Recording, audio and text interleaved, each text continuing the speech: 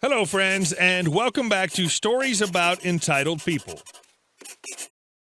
The first story of how one guy fired his manager and 4 of his employees. Don't forget to subscribe to our channel if you're new here, and turn on notifications so you don't miss a new video every single day. Here we go. Claim all my work for you and your slackers? Watch it backfire. Cast: Sam, my big brother, Lazy, Slackers, Boss, Big Boss, VP, and me. Small background.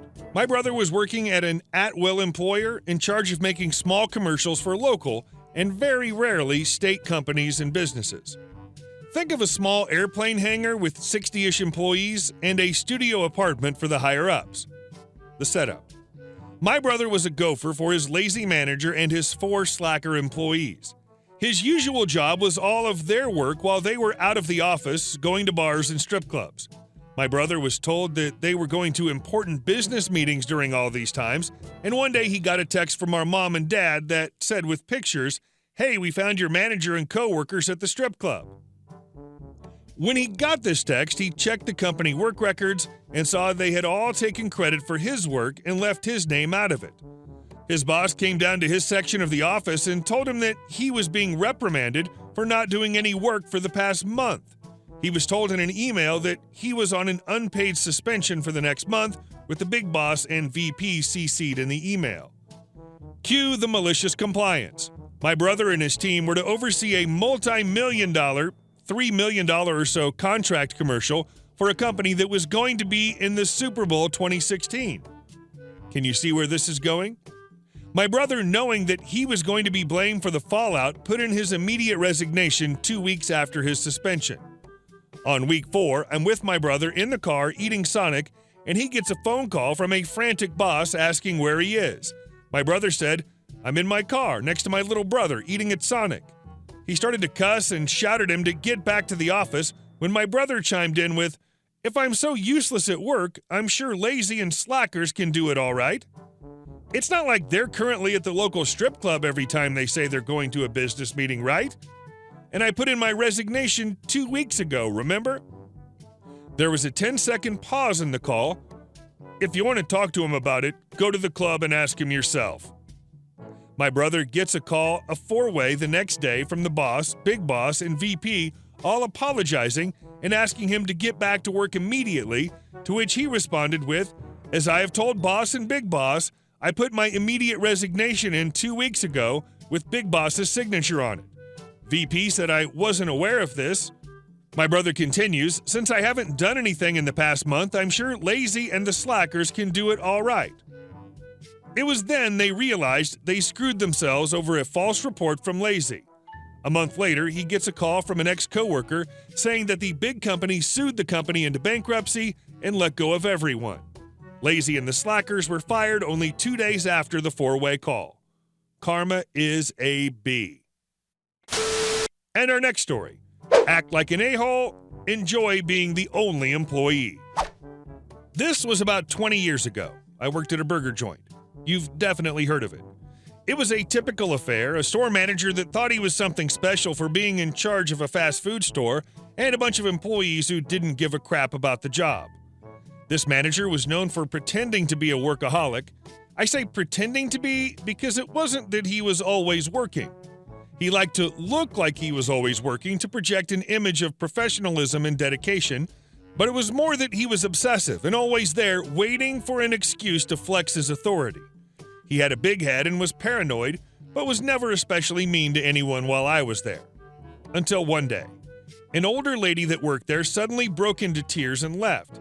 She'd just gotten a call that her daughter was in the hospital after a car crash. She was understandably hysterical and told the manager she needed to leave right away.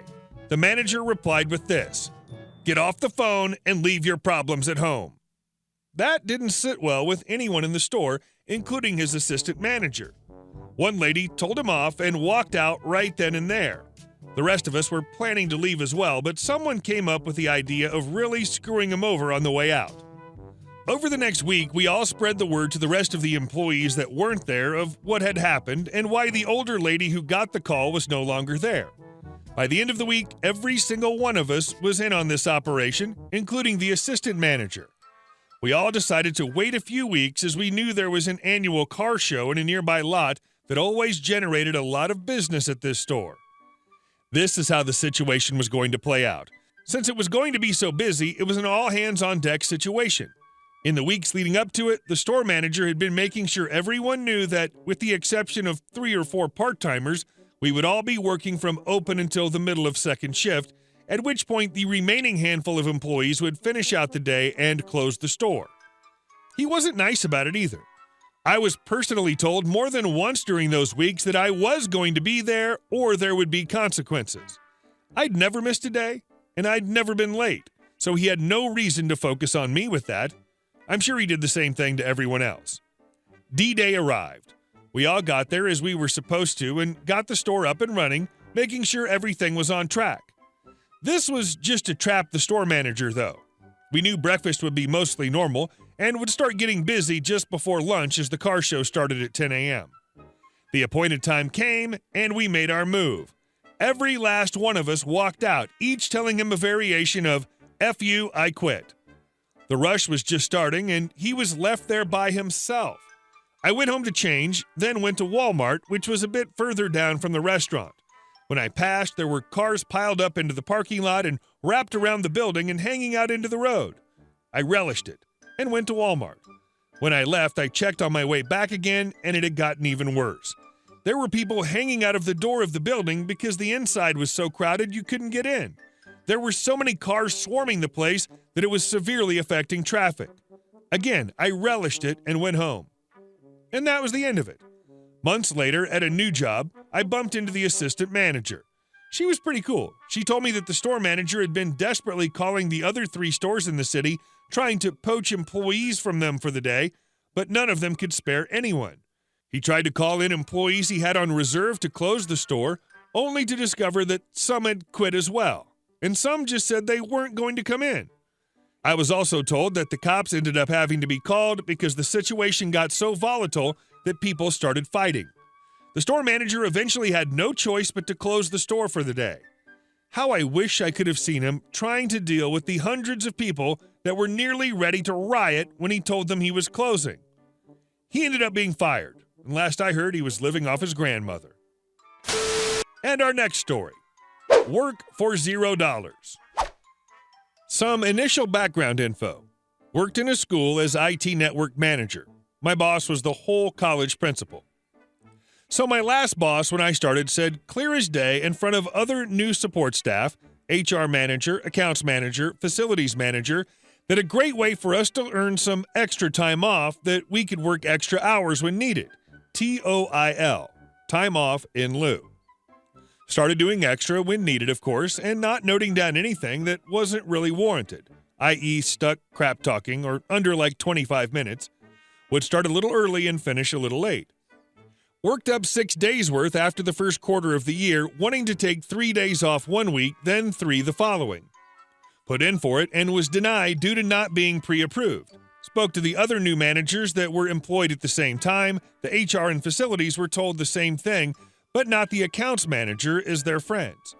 She then tried to request meetings with us managers after hours. I kept denying the requests.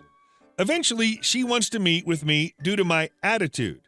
She arcs up about me not attending meetings, and I tell her the meetings are outside of my hours and I won't be attending as I'm not getting paid to be there or reimbursed for my time.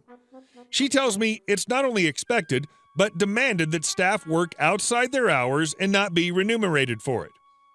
I questioned her regarding my contract, how many hours I'm supposed to work across how many days, and then the college's staff agreement, which has start and finish times. Nothing about working more hours for nothing. Tell her I'm doing my exact hours down to the last minute and taking my full 45-minute lunch break, in which I will not be lifting a finger to work, even if the systems are going down.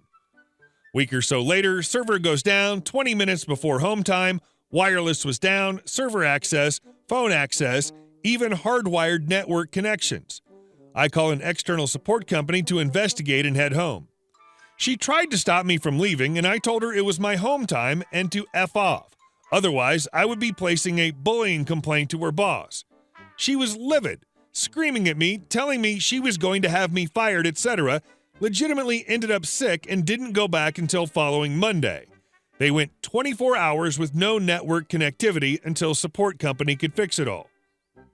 While sick, she tried formally complaining about me to the education department to try and have me removed from the college. Stupidly, just about everything mentioned above was in email, minus the stopping me from leaving and telling her to F off. That was on CCTV, which I retrieved a copy of. Reply back to the education department with the emails and security footage requesting a formal complaint against her. They were quick to withdraw the one against me, and with overwhelming evidence, not only did I receive a begrudging apology, she's now one more staff complaint away from being relieved of her position. And our last story. You are not on your break. This happened a couple of years ago when I was working at a bakery. Everyone but me and my friend, let's call her E, smoked cigarettes. Every single day, they would go outside once every hour and smoke. Me and E were not even allowed to go to the bathroom when we didn't have a break. We had up to 3 breaks a day. They had a lot more breaks. This went on for a long time. E had to go to the bathroom. She was not on her break for another hour. She walked towards the bathroom when our boss stopped her. You are not on your break. You have to wait. E nodded and went back to work. When they went out to have a smoke break, E told she had enough. From now on, when they had a smoke break, she just left everything and sat down next to the window.